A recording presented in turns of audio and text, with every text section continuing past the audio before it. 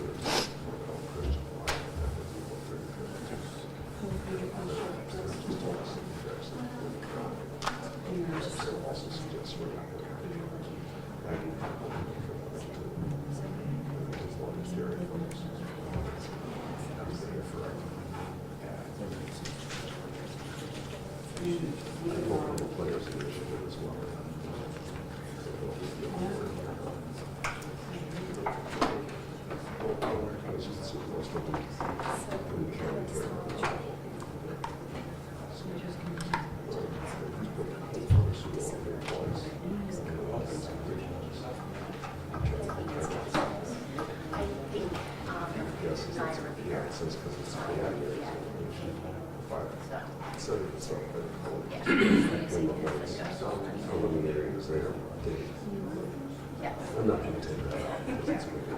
I looked at it, it was just a little bit more expensive. Yeah. Oh, the house is, Okay.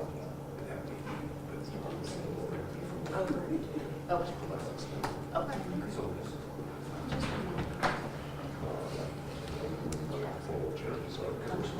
Yeah. Yeah.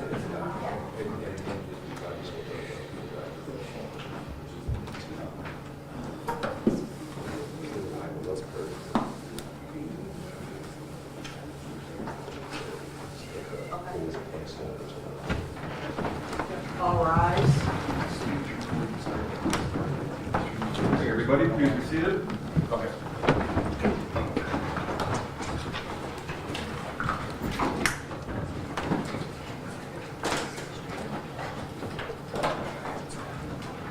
CR 250548, State of Ohio versus Darnell Jones. Good morning, everybody. Mr. Baronis, Mr. Jones, Mr. Lucas, you're here. On the defense side, Ms.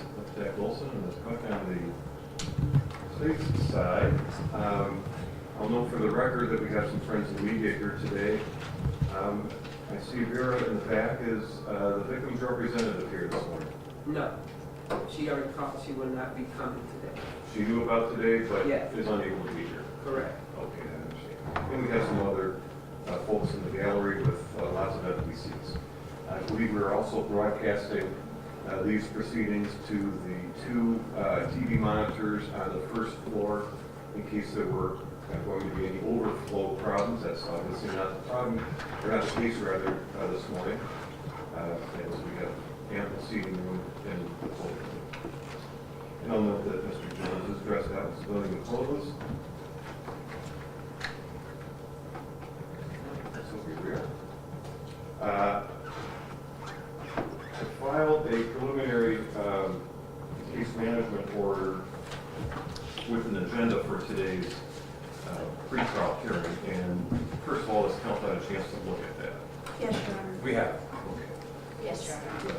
I'd like to go through my agenda items, and of course we'll have some other things to talk about as well. So I do see, Mr. Klukas, where you filed this morning a request for expert assistance and for an ex parte hearing under Rule 42E, correct? That is correct. Okay. Perhaps when we finish these items during open court, unless there's objection from the state, we can go to chambers on the record and discuss whatever it is you want to discuss with regarding yours. We're prepared to do that. Yeah, that would be great. I believe you had also already filed one motion to seal. We did. For an expert. Correct. Without divulging Identity.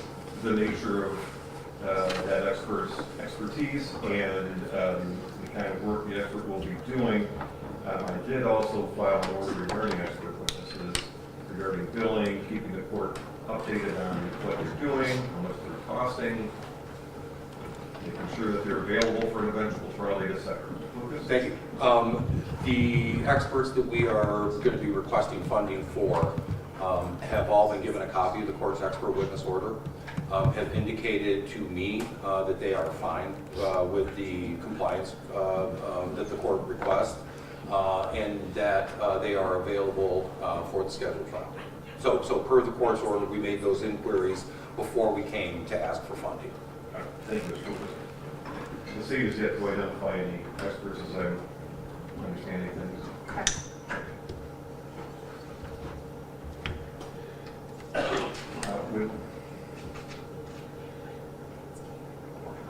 When Mr. Jones was here last time, and Mr. Jones, again, good morning to you.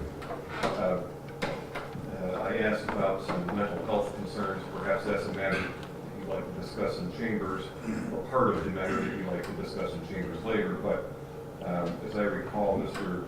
Jones noted some of his claimed mental health issues. Will the defense be investigating those for possible resolution by the court? Oh, absolutely. We've started, actually. So, without revealing a whole lot here in open court, records have been requested, are being requested. The appropriate exploration is underway, for sure.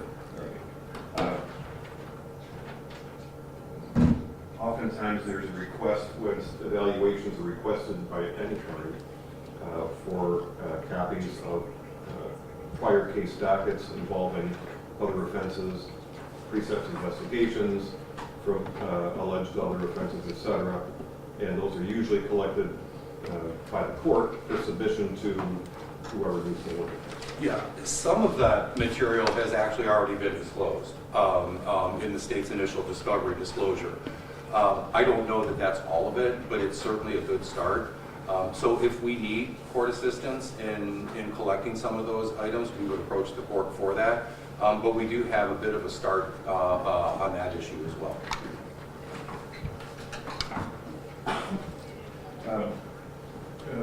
I'll ask defense counsel in your meetings with your client.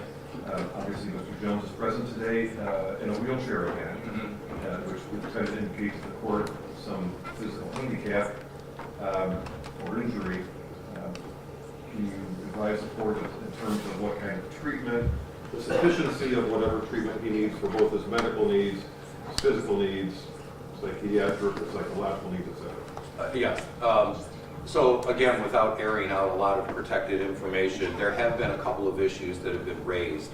The jail has been very accommodating. I spent about 45 minutes with the administrator yesterday sharing some of the issues. Not only was the jail administrator present, but the head of the mental health medical wing was also present. And I think there's already been some improvement, I should say. And I think with some cooperation and effective communication, I think the remaining issues that have been raised can be addressed without court intervention. Mr. Jones, how are you feeling today? Nerves hurt. I'm sorry? The nerves in my leg hurt. Your leg hurts? His nerves and his leg hurt. His nerves and your leg are tired. Okay. And I understand you're receiving some kind of medical treatment for the leg. I know you're nervous. I can understand that, certainly, in the nature of this case. But otherwise, are you able to understand what's being talked about today? Yes. I asked you before if you had any hearing problems or any vision problems, and I think you told me that sometimes you use reading glasses, right? Yes, sir. All right. There's going to be a lot of documents that your attorneys are going to have for you to look at. Are you able to read them when you're over there at the jail? Most of the time I have them read them to me. Okay. If there's any need, Mr. Lucas or Ms. Baronis, for reading glasses or anything else to assist Mr. Jones and aiding you as counsel, I'm happy to intervene if I need to, but it sounds like you've made such great progress with our friends at the Lucas County Jail that you probably don't need it. I think it'll be okay. If he wants some glasses, I think we can get him some glasses without any problem. Can we take a look at, counsel, the preliminary scheduling order?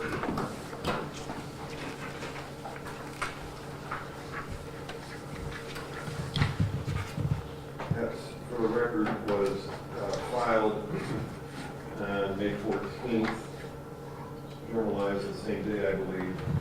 And on that preliminary scheduling order, again, it was just the suggested dates, nothing hard and fast. But since I sort of pulled those dates out for purposes of scheduling, I'd like to get your thoughts. Maybe I'll start with look back over with you on the feasibility of adhering to a schedule like this. Judge, we did have a meeting with the attorneys yesterday to somewhat discuss the court's preliminary scheduling. The first, of course, date that the state needed to address with the court is the next pretrial date set for June 27th. Ms. Cook and I are both scheduled together in another murder trial in front of Judge Marks that will be proceeding that day. So unfortunately, I know the court wants to keep these on track with monthly pretrials. However, the next available Friday for the state after June 27th would be July 18th. I'm only mentioning that date now before the court because that would mean there wouldn't be a pretrial in June. And I know in discussing time waivers, which was another issue with the court, I mentioned that date to Mr. Lucas. So that was just the first date the state wanted to put before the court. The other dates, the state will work diligently to adhere to those. Of course, we're respectful of Mr. Lucas and Mrs. Baronis' schedule relative to all these dates as well. Okay. Lucas and Ms. Baronis? So as the state indicated, we did, per the court's suggestion, get together and talk about these dates.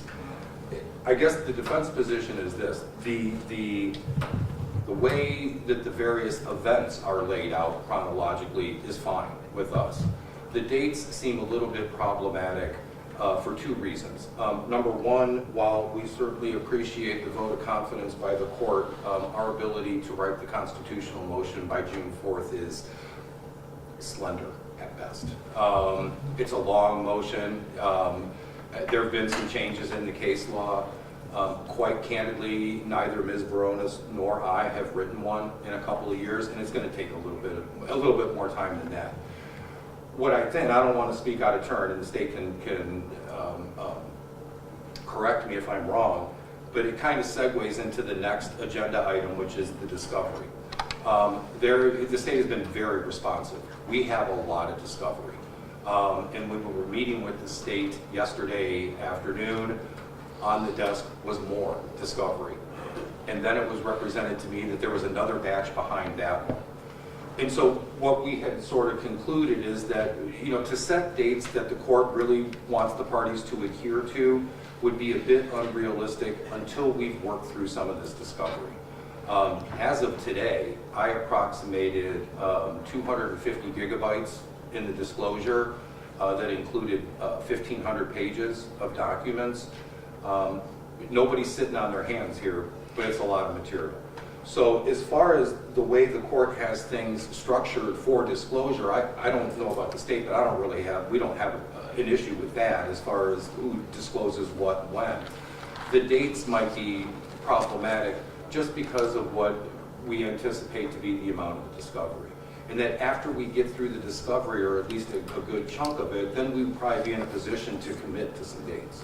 That's kind of the defense take on the schedule. So I'll ask the state then regarding discovery. Do you anticipate yet more production for the defense? Do you pretty much have it all now for Mr. Klukas and Mr. Ronis to go over with Mr. Jones? Where are you with it? I would say we have sent out about half of what we're currently in receipt of and are in the process of reviewing it, uploading it, redacting it, and putting it out in discovery. Mr. Klukas was correct. I think we're at about 1,500 pages that have gone out, over 200 videos, which are very, very cumbersome to watch and to go through. I believe as far as our evidentiary experts, we have at least one, if not two of those reports ready to go out into discovery, and we are in the process of working on a additional expert report relative to cell phone evidence that we just received the official records for and are beginning that process as well. Do you have any sort of a timeline whereby you think you'll be in a position to turn over to the defense essentially everything that you're obligated to turn over to them? We are working diligently toward that August 29th date that the court has set. So as the court is aware, as cases continue throughout the court process, we have small disclosures that are sent out, but I'm confident that certainly, if not before that date, we will have the bulk of discovery into Mr. Klukas and Ms. Brown's hands.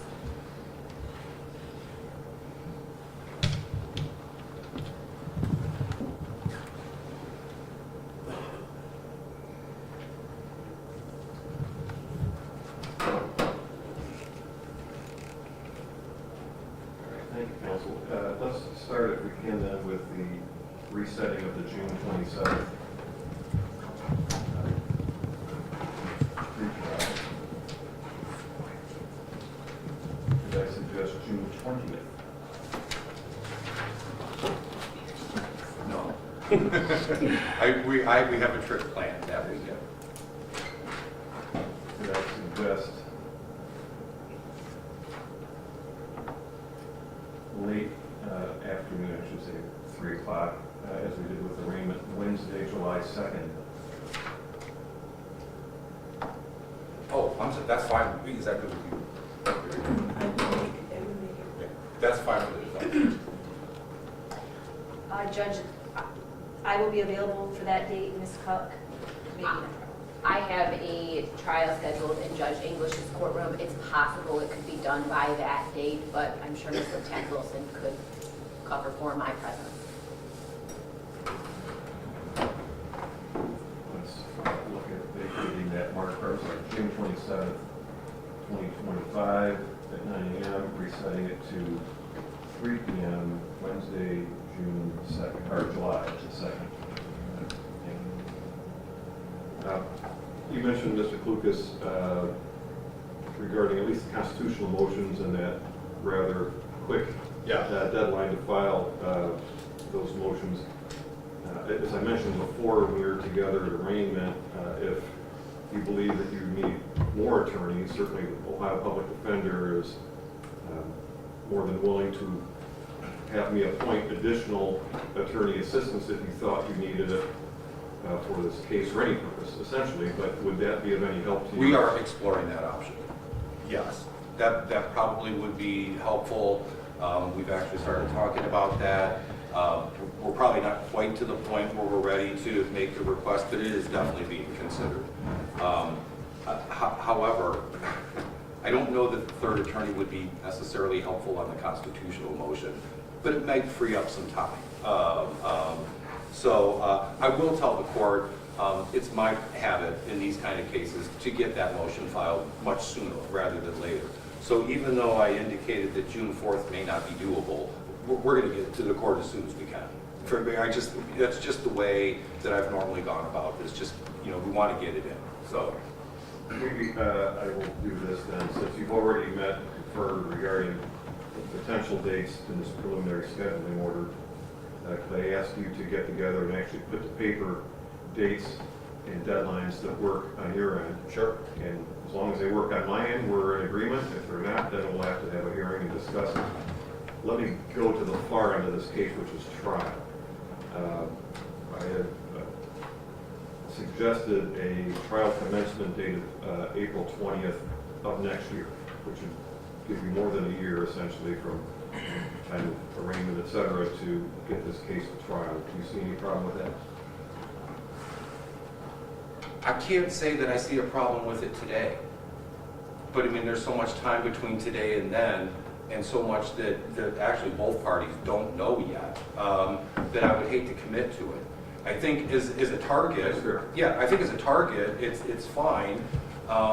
Generally the cases of this nature that both Ms. Baronis and I have done in the past tend to go 12, 15, 18 months, somewhere in that neighborhood. The initial date that the court set is within that range. But I just don't know enough about the case to say, yes, we'll be good to go by April 20th. So my original thought was 9 months. You're saying that would have been too... I would have stood right up here and said, not doable. So as a target, and I don't know, it may work out. I just don't know enough right now to commit. Well, again, if you'll meet and confer and then submit to the court jointly an agreed upon, if you will, preliminary schedule. I get it. Delays happen, issues come up, hearings have to be held and scheduled sort of on the fly. Understandable, especially in a case like this. Okay. Anything else that council wanted to bring to the court's attention regarding the scheduling order? Not from us, Judge. Now from the state. As you mentioned, Mr. Klukas, that would segue into discovery, and I think we've had a piece of discussion on that so far. Usually in homicide cases, at least from my perspective, what seems to take a while are camera, whether it's dash cam, ring cam, body worn cam, all those different cameras, and it sounds like there's going to be a fair amount of that in this case. So we'll talk about that. Can you give me an indication on where you are with the coroner's report, as well as any toxicology therein? I believe that will go out to Mr. Kukas and Ms. Baronis on Monday. Oh, great. Tuesday. 911? That will also go out on Tuesday. Oh, good, so it's soon. We haven't. Okay. Any supplemental police reports? The bulk of those will go out Monday and later on next week, and I believe we're just awaiting 2 additional supplemental reports. And I believe the defense filed a supplemental discovery request. Was there anything in there that is going to be problematic for the state to respond to? No, it's not problematic in any way. There were additional items that we requested the investigating agency to submit to BCI. Once we have those results, I will put in an official request to that agency for the full records to turn over to defense. Generally, we wait until all the testing is completed before we ask for those materials. We talked about a moment ago the time waiver that Mr. Jones executed with counsel takes us to June 27th, if I recall correctly. I think that was the date we put in, yes. And we just reset our June 27th pretrial to Wednesday, July 2nd. Is it that Did we waive till today, or did we waive to the 27th? you waived until June 27th? We did, okay, thanks. Mr. Jones and Ms. Baronis and I discussed this. We are willing to sign another time waiver to the July 2nd date. After July 2nd, it's the defense position that there are going to be a large number of tolling events. Eliminating the necessity of a time waiver, at least from the defense perspective. But we do need the time from today till July 2nd, and we talked about that with Mr. Jones, so we are willing to execute another time waiver to the next pretrial.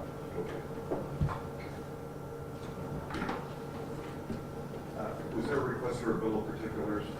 There has not been a request for a bill of particulars made yet. I don't know, at least Ms. Baronis and I talked about that. Our collective habit is we need to look at the discovery first before we can figure out what may require particularization. So, and because of the nature of the case, there probably will be one. I just don't want to make it a shotgun boilerplate. I don't find that useful. So once we get through the discovery and we identify areas that may require particularization, then we would probably request one.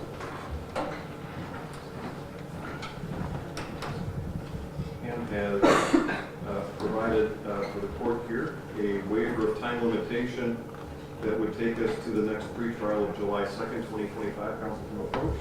Thank you.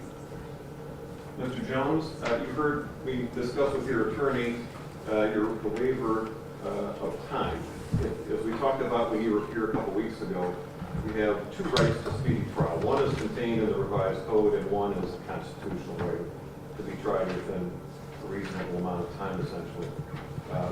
The document that I just handed to Mr. Lucas,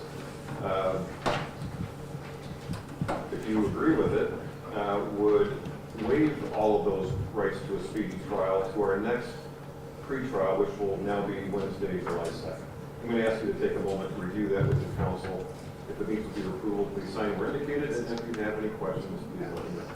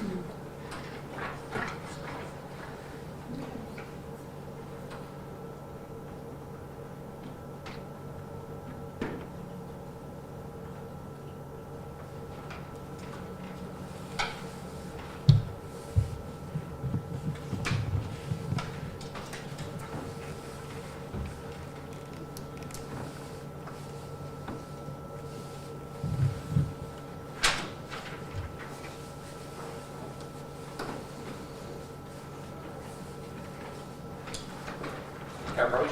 You may. Mr. Lucas, I'll note that the time waiver has been signed by Mr. Jones and by counsel. Mr. Jones, you reviewed this form with your attorneys. Do you have any questions about it? No, sir. You understand that you're waiving your speedy trial rights until at least July 2nd, 2025. Yes, sir. We're signing the entry and it will be filed in record with this. Again, I know you haven't gotten all the discovery yet. Perhaps the state might know or the defense might know anticipated length of at least the trial phase. Okay, And so- adding to that, a length of anticipated what? We did discuss that yesterday. In past cases, I can at least address the length of voir dire. I believe, well, I know the defense will be submitting a questionnaire. That does tend to streamline things a bit. The defense will certainly be asking for individual sequestered voir dire also. So in the past, what it has taken to seat a jury in this type of case is generally a week. Sometimes it spills over to a couple of days into the next week. So between 5 to 7 working days for voir dire. I admit that I'm in a poor position to predict the length of at least of the trial phase of the trial. We just don't have enough discovery yet. It appears to me that it's going to take a minute, but that's about the best I can do right now. I would concur with that assessment, Judge. Okay. Mr. Lucas, when you were here last time, you asked for the opportunity to revisit the issue of bail. Do you wish to do that today? No, we're going to continue to waive our any right to present anything today, with the understanding, again, and I talked to the state about this yesterday, that if we do have terms and conditions to present to the court, we would give the court some advance notice and the state some advance notice, and we would put that in writing. We're not in a position to do that today. Mr. Jones, let me talk to you for a minute. First of all, how you doing? All right. Remember that when you were here last time, you and I went over a lot of your constitutional rights. Yes, sir. Okay. You have the right to counsel, you have 2 attorneys, you may even have more, depending on if Mr. Lucas and Ms. Baronis need some more help, okay? You're presumed to be not guilty of the charges and specifications, right? Yes, sir. Understand that? You have a right to a trial by jury, you have a right to a trial, if you don't like that, to a 3-judge panel. You understand that? Yes, sir. Okay. Remember those other rights we talked about before? I'm not going to go through them all again and just talk to you about the nature of how the trial's in 2 phases. We talked about that at length. You've now had some time to think about what I told you about and what you told me that you understood, and you've had time to meet with your attorneys between then and now. Do you have any questions for me about any of your rights, any of the procedure and how this trial is going to go forward? No, sir.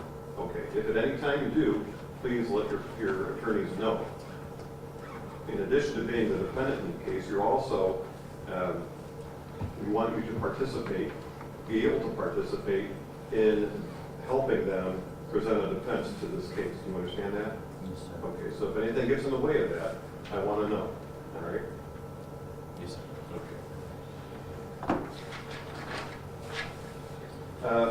Ms. Liptak Wilson, anything else for today's purposes from the state? No. Thank you. Mr. Lucas, anything else from the defense? For the open court proceeding, no. Yes. Yeah.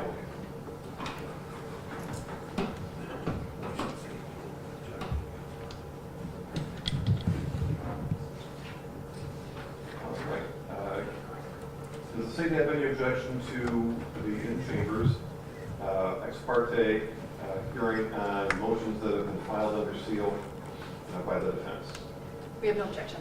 All right. Pursuant to Criminal Rule 42E, I'll ask that our court reporter and the defense counsel and the defendant come into chambers, and we will have that discussion on the record, but the record will be sealed of our discussion in chambers. We will then come back out to the courtroom and place on the record maybe a generality of what has been talked about there, and then we'll be finished for the day, okay? Thanks, Judge.